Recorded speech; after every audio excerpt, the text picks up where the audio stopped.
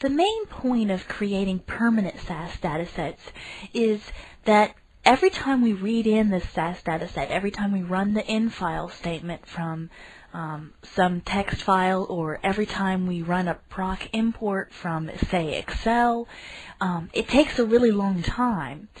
So what we want to do is create a permanent SAS dataset so that we won't have to run that data step procedure in the beginning every single time.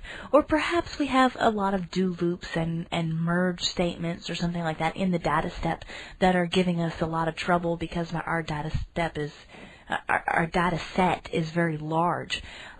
So here's how we do that. First, we want to create some library name. This is where you're going to store the permanent data sets that you create. Mine is going to be stored in my thumb drive in the folder My SAS. So if I open up my SAS folder, you can see this is where I'm storing things. This is my thumb drive, and this is my SAS folder.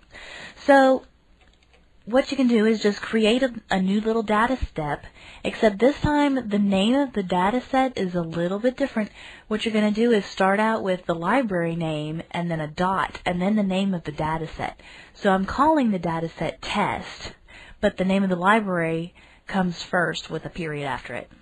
And then I run my data step just as I normally would with a card statement, and then now I can print out my data.test data set. In other words, the test data set that's stored in my thumb drive now, and then say if I wanted to run a proc print and a proc contents, I can do that just the same as always.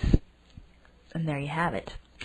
So at this point in the program, now once I finish this data step and run a run statement, that data set is permanent, and we can look at it in here.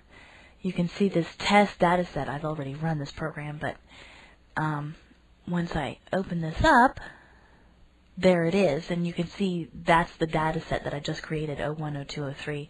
You can see down here. So let me close that and show you a few more ways of creating some permanent SAS data sets. You can also do like another data set and create, say, new test. In the same way that we just created our original data set, you can create more of them. Maybe you want to add another variable to it.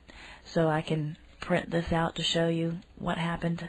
I made a new variable. That's all I did. You can use that in-file command, that medical data set that we've seen before.